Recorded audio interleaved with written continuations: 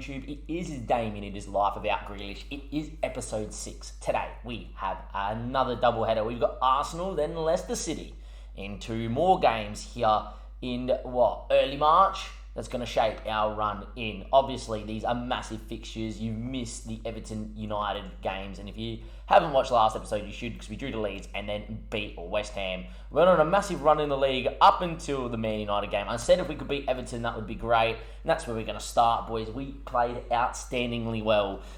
We looked great at the back. Of course, we conceded 1. DCL was just so good in the air. It was a long ball into the box, no matter who we had. But as you can see, Mings played at fullback, looked good. Diallo, Carrier, Arias, all looking very good as well. Leon Bailey, Bundia, everybody looked superb in this game, and Everton didn't even have a sniff, and we're probably pretty lucky for it to just be 4 if it wasn't for Pickford in net. However, we went to Old Trafford, and I tell you what, we're lucky that it was only 3.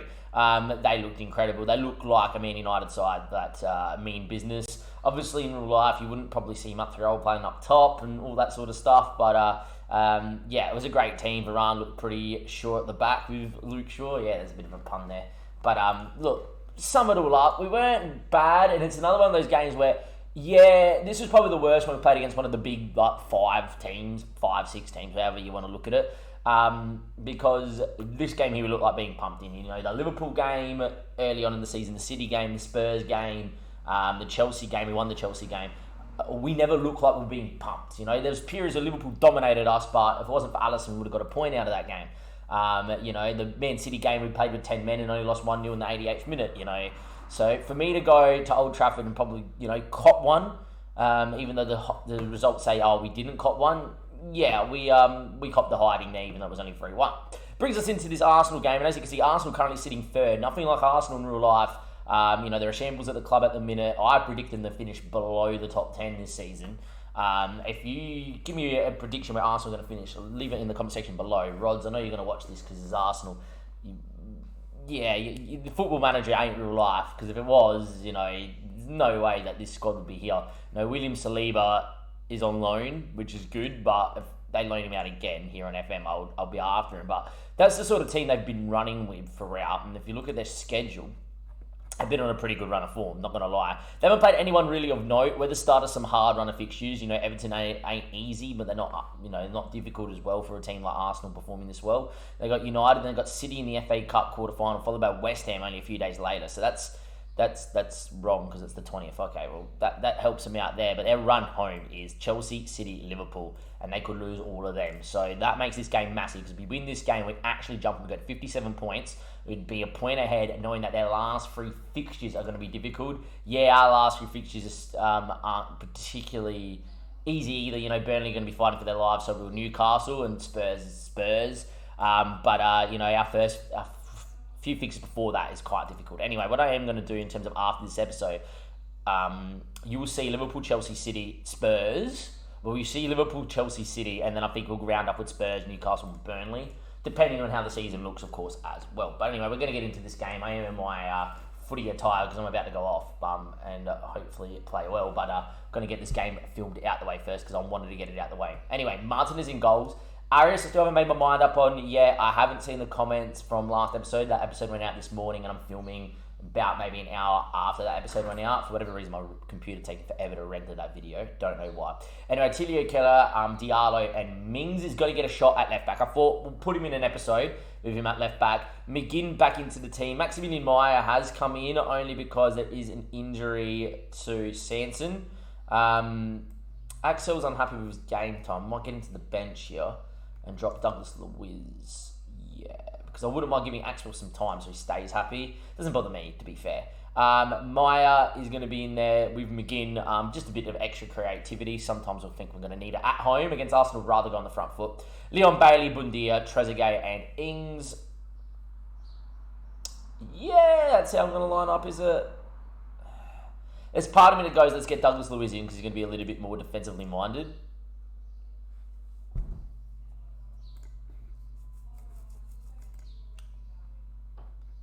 I've used Mazzala on support a lot in my La Coruña save. Let's do it. I've made a late change there. Maximilian Meyer missing out altogether.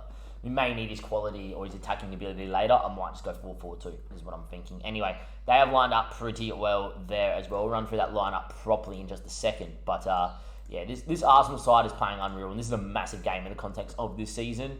Ask the assistant. We are going to go do what we always do, which is press, take it off Leno though, and they have got Leno in goals, who in real life I think is an absolute shambles and excuse of a goalkeeper. They should have kept Emilio Martinez. They then should have signed Matt Ryan, and now they're panic buying Ramsdale to be apparently the backup, but he will be number one. Hector Bellerin, not good enough for the Premier League in real life. Rob Holding, no, and Gabriel a little bit slow. In real life he looks slow. On FM he's pretty quick. Kieran Tyrini, great player when he stays fit. Torreira and Party. Nicholas Pepe, good little player. Smith Rowe, I love on FM. I think he grows into an exceptional player. Aubameyang out there on the left-hand side, and Lacazette through the middle. Looks like both of them are leaving in real life as well. Pablo Mari obviously started last game out. I wouldn't mind him starting as well here. Callum Chambers, another one of the guys that hangs around a little bit. But yeah, look, for me, it's all about keeping this guy quiet when he comes off the bench as well. He should be starting. But yeah, look, that Arsenal squad, they've got a good enough squad to do stuff in real life. Only problem is they've got a manager that doesn't know what his philosophy is, and it's too early in his coaching career. I've said that many times. It's not Arteta's fault they picked him, right? Arteta just doesn't have the experience to draw upon. You've got to understand, being an assistant's a lot different than being an actual manager. Being an assistant, you're learning off someone, you're understanding their philosophy, but when you're thrown in the big driving seat of being the manager, something I've found, you can't go and copy what someone else has done, because you're your own coach. You've got to have to adapt, pick up the best bits, do what you think you do different, and then portray that to the players, put the players in their best roles and go, okay, this is the system we want to play, how I want to play football. I feel like Arteta comes across, doesn't understand or have his own philosophy set out yet. I feel like there's a way that he wants to play a lot like Pep, but there's things that probably he has to do different than Pep does so he succeeds, right? And I feel like Arteta hasn't found that out yet. I liken it to Vieira. Vieira's gone around and chopped and changed leagues. We've talked about this on the podcast. Links down below to the pod. Even though Palace looked horrid against Chelsea, I know that Vieira has the experience to draw upon because he's been in a few different leagues and grown as a manager. And there we are. Like Lampard. Lampard went to Chelsea way too early, and I love what Gerrard's doing at the minute. He was a Liverpool youth coach. He's then gone to Rangers. We're 1-0 up inside 20 seconds. Leon Bailey, hello. Mings with the assist. Mastermind putting him at left back. Yes, boys. 1-0 up inside 30 seconds. Sums up Arsenal Football Club right there. But back to Gerrard. I like what he's done. He's gone to Rangers. He's done obviously amazingly well. And what he's done is he's honed his philosophy. He's not going out there and playing like Klopp. He's got a mix of Klopp with a mix of Brendan in him, and he's gone, okay, this is what I liked about Brendan, this is what I liked about Klopp, and he's kind of picked and chosen and said, this is how I want to play football, right? There's a bit of Benitez there too, about how he sets up defensively. It's good. It's a good mix. That's where Arteta lacks. That's not Arteta's fault, by the way. Secondly, how that club's run, transfers and all that, woeful. And I really, really, really do feel if Arsenal change around a lot, they are going to struggle to stay in the Premier League in the next 4 to 5 years. And that's a sad thing to say about Arsenal Football Club. Anyway, Nicholas Pepe, as we say all that, beats one, but Martinez with a great save. Still think we need another keeper, but Martin has been good enough. I do want to keep him around for as long as possible, but at the minute, just on paper, it's a save and a half, mate. Maybe not. I don't know, because in real life, he's superb. And how they let him go for 20 million, how they let him go with Leno in goals, who is littered with mistakes, beyond me, Arsenal. But yeah, anyway, Tilio Kera, Leon Bailey. Just important to note, this video is going to come out on the Sunday. The Monday night podcast, if Arsenal lose, is going to be a whole topic about how to rebuild Arsenal, what's going wrong with Arsenal. Because as much as me and Paul, who I do the podcast with, aren't like, oh my God, we're not, Arsenal supporters, it's a great topic to talk about. And like the whole rebuild thing, me and Paul coach here in South Australia, like it would be an incredible achievement, I think, as a manager to come in here, go against the board and build something special. And it'll be nice to see anyway. Oh, what a tackle from Arias. He really wants a contract for 7 mil. He really wants a contract for 7 million. It seems that way anyway. And he's been playing out of his skin. I do think we have to buy him. I know it's not what the board wants, but he even if we get him in for the next 2 years, he could be someone that really pushes us next level. Anyway, after our early goal inside the first 30 seconds, been all Arsenal, and there is Pierre-Emerick Aubameyang at the back stick. Don't know why that took so long to get out my throat or out my voice. It's 1-0, and there we are. So back to the FM terms. Apparently we don't get to see the highlight of the goal. Okay, there we go. That was weird from FM. Smith Rowe heads back to the thrower and Bellerin. Decent ball in, and Arias ain't there to defend back stick.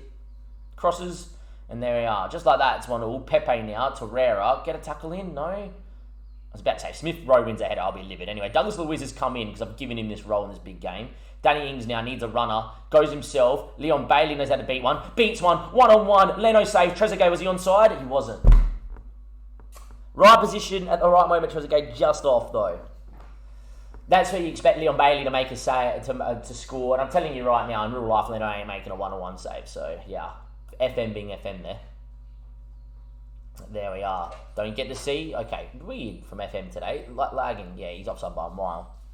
Unfortunate. It is 1-0 all, 30 minutes played. But this game's been fairly even. Not a foul from Aubameyang. Might be more than a foul considering that John wants a word of him. Aubameyang's been sent off for an elbow. Didn't look like it, but we'll take it. That's massive in the context of this season. An elbow from Aubameyang. It's one of those ones on FM you can't tell, but the match just said, yeah, they have. By the way, Everton are beating United at Goodison Park. If we can somehow win this game of football, that would be huge. 4-4-2 is definitely a thing that we'll think about. Been quite happy, boys. We've gone toe-to-toe with an Arsenal team that on paper on FM is better than us, but really we should be beating them. Anyway, look, Emi Bundia knows how to hit a free kick. One time, buddy. Bundia, Leno parries and claims at the second attempt. It was a poor free kick, to be fair. Didn't really catch it at all. And Leno goes long. Pepe wins the header, but falls to Trezeguet. Douglas Luiz, ball through. Danny Ings just doesn't get there. We don't need to see VAR to tell us that goal line technology that it didn't cross the line. Trezeguet not having his best game out there, nor is Danny Ings, but they can change games on the fly. Thomas Partey now with the ball inside the Lacazette. Torreira. Should have the extra number here, but that's a ball over to Bellerin. If we win the ball, we're going to be good on the break, but this is an advanced spot. Bellerin gets tackled, falls back to him. Smith Rowe, no shot. Effort blocked. Mings clears only as far as Torreira fires wide. That's a pretty interesting highlight for us, considering we should be dominating this game. Come on, lads. 60 minutes played. It is still 1-1. Does demand a bit more. I'll change it in the 70th. I'll ideally want to score in the system because this system will help us keep the ball and see it out. The 4-4-2 is a bit more throw men forward.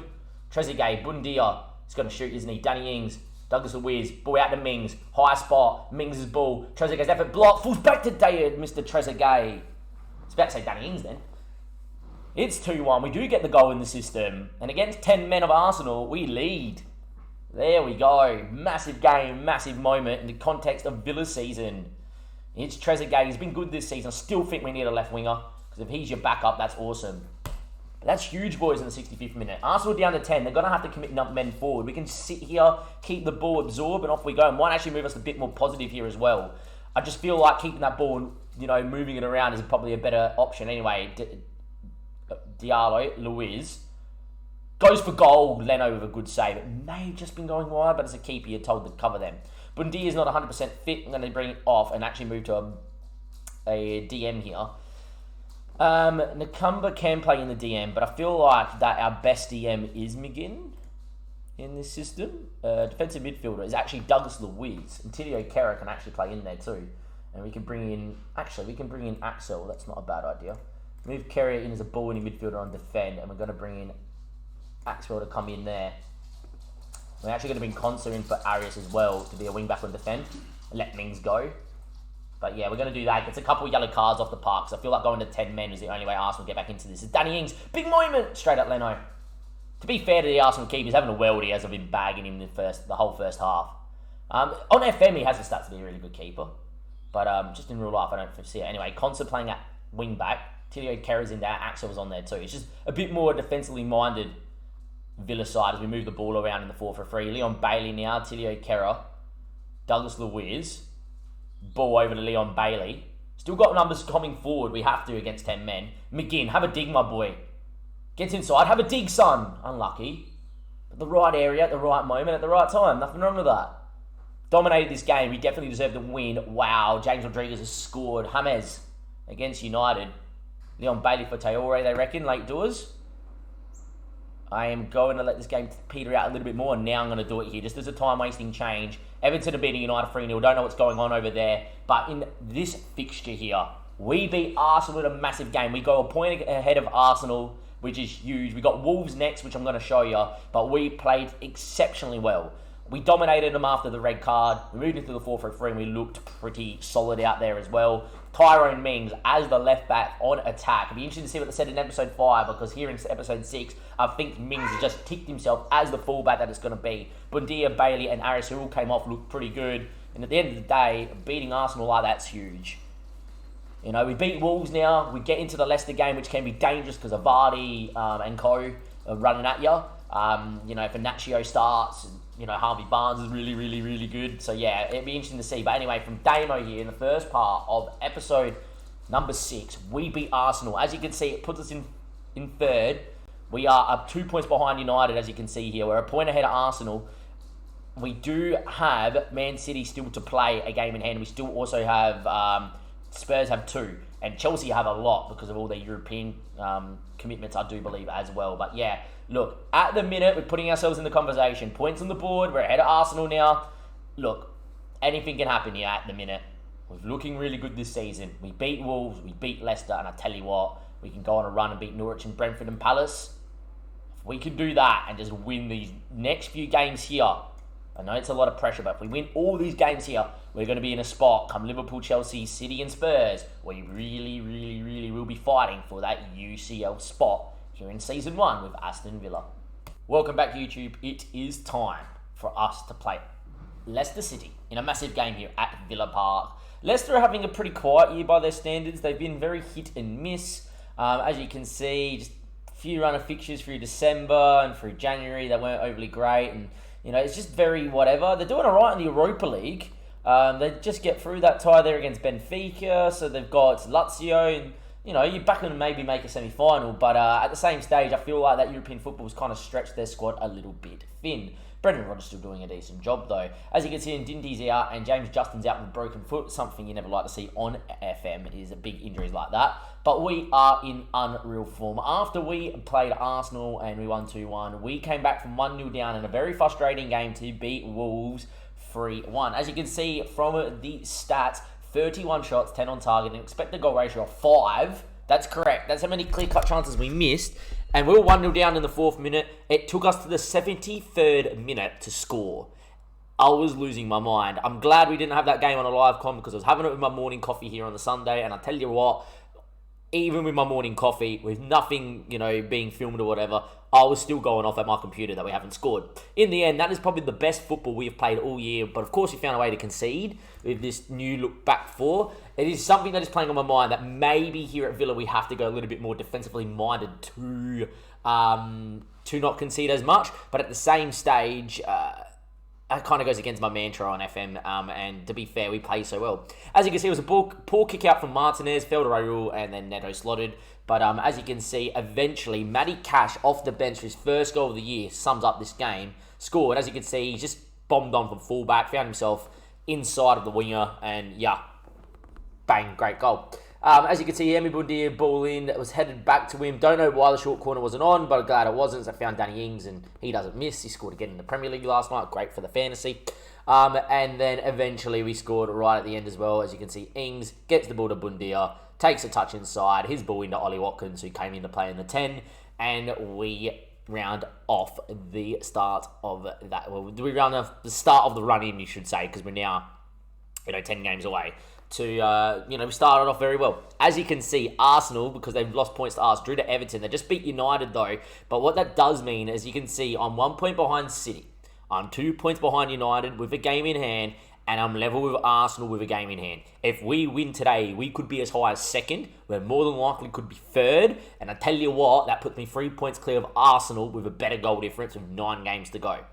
All I'm going to say is that these next few games after this are massive. We have to take 9 points from those 3 games if we want to finish in the top 4. Because it's more than likely that against all the big boys here, we probably will not cut the mustard. We have to look at that Chelsea game. They're not having the best of year. However, Chelsea have a million games in hand that, I'll tell you what, if we could maybe get at Chelsea and beat them like we did away from home at Stamford Bridge, then maybe we'll be A-OK. We're going to get into this game, though. It's going to be an unchanged lineup. It is going to be as good as it's going to get. It's Martinez, Arias, Carrier, Diallo, Mings, Douglas Luiz, McGinn, Bailey, Bundia, Trezeguet, and Ings. Before I forget, actually, youth intake also came in while we were simming. Youth intake. As you can see, the new announcement of youth. Nothing like stand out, but, people with this sort of potential aren't bad. And Nicky Munro looks decent. Good amount of passing and vision for a young kid with good physicals that are going to grow at 16. Definitely got to keep an eye on. Because his save isn't going to be overly long-term, you don't think. Maybe you might feature, maybe you won't. But we'll wait and we'll see. Who knows? This might be a very long-term save. 10 people in the locker room agree with the selection, which is great stuff. And hopefully, we can continue on in the vein of form that we've been in. And look, this is a must-win game. Arsenal was the big one. We've beaten Arsenal. Wolves were 1-0 down. We fought back. This is the game. Leicester know how to hit people on the break. Daka's up top. Barnes, Ross Barkley's here on loan. O'Brien, not bad. No Jamie Vardy? No Jamie Vardy? Jamie Vardy not having a party here. Jamie Vardy may be injured. Not selected. Interesting. There you go. Jamie Vardy not selected at all in anyway, unless I've completely missed him. No, I don't see Jamie Vardy. He's not having a party. But yeah, look, pretty solid side. Now, Yuri Tillemans, if you ever wanted to leave on the cheap, mate, I'll take you straight away. But yeah, that's a pretty solid team on paper. Usually on FM, they finish a slightly better first few years on FM. This is probably one of the lowest, positions I've seen them in first season in. But yeah, anyway, early corner here at Villa Park. Bundia, Leon Bailey finds Bundia the second time asking. Douglas Luiz now. Leon Bailey needs an option. Instead, he goes inside, cuts it. Trezeguet block, fools the Bundia. It's 1-0. Emi Bundia in the right spot at the right moment. The number 10 has got 14 goals this season. 14. That's a return and a half from the new number 10. As you can see, though, a little lucky it fell back to us. But then, apart from that, just class from Bailey. Great cutback. Trezeguet's effort, I think, had Schmeichel beat. Anyhow, but it falls to Bundia. It's 1-0. Schmeichel left helpless as he was already off and diving. 1-0 up. Arias now presses Barkley. Forces him back to James Maddison. Another good little player. McGinn back from injury. Picks that one up. Danny Ings with him. Got Bundia in. This is not how it happens, right? Harvey Barnes don't score. If they scored like that, I would have been absolutely livid. Looked like that McGinn has done his hamstring. We had options inside everywhere. And that is a big, big, big out for us. We're 1-0 up. I think Nakamba's the best box-to-box that we have option. I wouldn't mind playing Cerny there, the youngster, to be fair. But he's more creative. Anyway, Emi Bundia. Mings is loving this fullback role. Leon Bailey doesn't win it. Douglas Luiz playing as this Mazzala on support. Something I've been using in my La Coruña save. Links down below to it on Twitch. We just finished. Great. Oh, I just missed. Trezeguet doesn't get there first. With the La Coruña save, as Mings is on it for another cross in, cleared away by Sunjovic. I think that's going to be the highlight. La Coruña, we finished 5th in the end. Our run home was Barcelona, Valencia, Real Madrid, and whatever. And yeah, as Trezeguet hits the bar, we could be 2 or 3 goals up here if we were a little bit more lucky here, Villa, but unfortunate. But yeah, so in the off-season there, highly recommend, links down below. We're going to stream most nights when we can, a bit of FM, along with other games as well. And look, exciting times there, second season in the first division, 4th season, and we've got European football as Arias hits one straight at Schmeichel. It's a great place to be. As you can see, exclamation Discord for the new Discord podcast. We're going live tomorrow. Still yet to find a topic. Just telling you right now, if Arsenal do lose, we'll be talking solely about Arsenal. It'll be an Arsenal episode. So if you are an Arsenal fan or a fan of talking about rebuilds or whatever, that would be the episode. If Arsenal win, however, then we probably will leave it for another time. Anyway, Maddison with the ball goes long. Arias now. Back into Nakamba. Leon Bailey. Highlights still going here. 22 minutes played and there's been a lot of highlights. Bailey going on a run. Goes for goal straight at Schmeichel. We're testing the keeper. We're testing him. But unfortunate at the minute that nothing much is happening.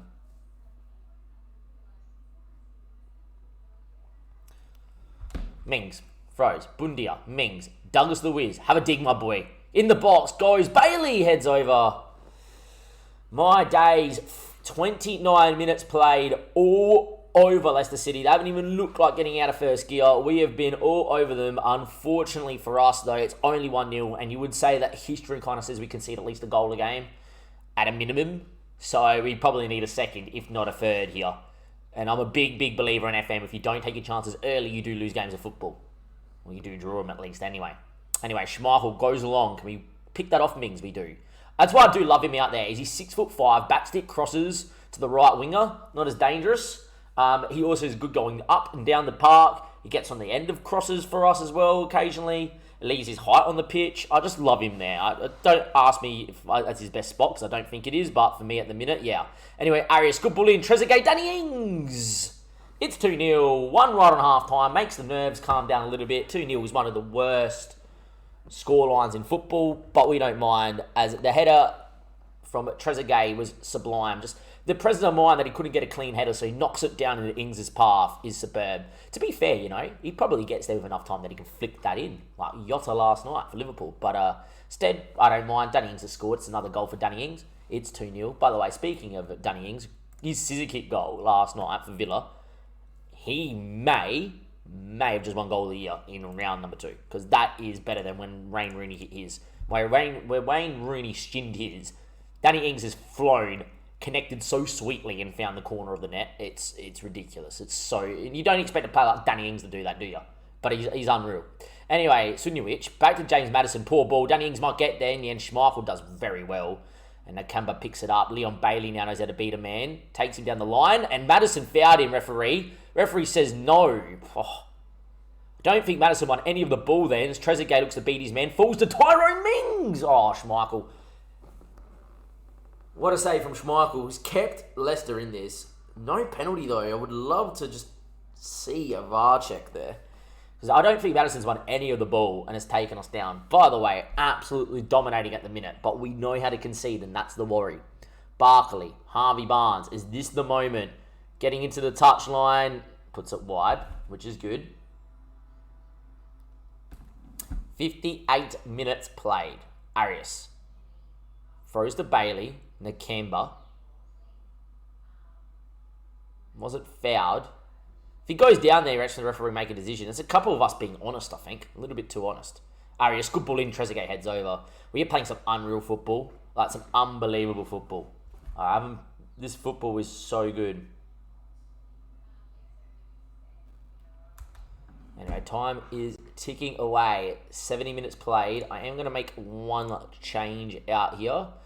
2-0 up. I'm just going to get Cerny to come in and play that role, just for a bit of fresh legs. And we'll leave one more change the time waste with a little bit later on as well, because it's important to see this one out. Would love a third, take all the nerves out of it, which would be good. But in the end, Tyrone Mings, Bundia, good touch. Trezeguet beats a man. Does he go for goal? He does, but straight at Schmeichel. He's had a great game, the Leicester keeper. A lot has been straight at him, but he's made a few massive saves. Anyway, Daka flicks on only as far as Diallo. It would be nice to see these two keep a clean sheet if it is possible, SIS, so just thank you very much. Martinez, good kicking out to Nakamba. He looks for Trezeguet, but that's not his game, Nakamba. He's just there to run around and pick the ball off and keep it simple. Trezeguet wins it back.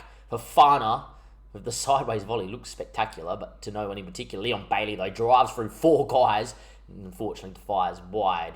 Good run from Leon Bailey. He's having a bit of a worldie out there. I might actually take him off. Ollie Watkins will come in and we'll do that. I think is going to be the plan. Protect Leon Bailey. And there we are. This, by the way, great game out there from Trezeguet as well. Big shout out to him. He's had a really good one. Time is ticking away. No time wasting change for me now, but we're just going to stay on the front foot. As time ticks away, barring a last ditch moment for Leicester, we're going to keep a clean sheet. That's massive. We win. Huge. Another game where we expected goal ratio of 4. We had 1 of 5 last game out. Not scoring as many goals as expected goal ratio says, but we're still scoring, and that's important. As you can see, 28 shots, 14 on target, 60% of the ball, and we limited a Leicester side that is very dangerous and has some good quality out there, let's be honest. Yuri Tillemans, they went down to 10 men.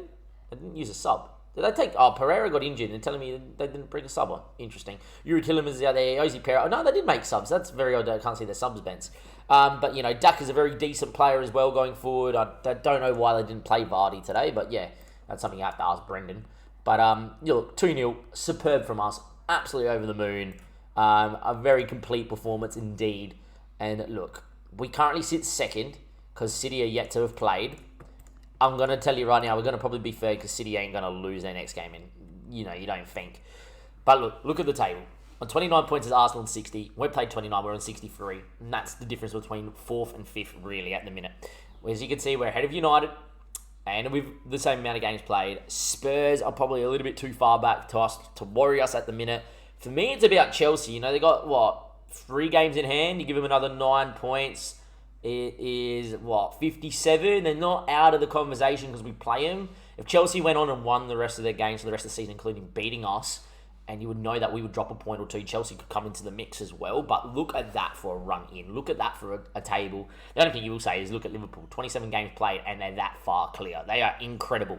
But, look, next time we see each other, it is going to be Liverpool, Chelsea, City, Spurs. Liverpool, Chelsea, City. And then we're going to end off the season, if it's still on the line, which I think it will be, with Spurs, Burnley, and Newcastle. From Damo and everybody else here, I'll see you next time for Life Without Grealish. We will recap next episode how Grealish is doing in the second half of the season with City before we play him as well. And from Damo, links down below. Go like, subscribe, go follow us on Twitch to see the La Coruña save. And of course, the podcast will be coming out tomorrow night, and you want to check that one out. But till next time, I'll see you then. Thank you and goodbye.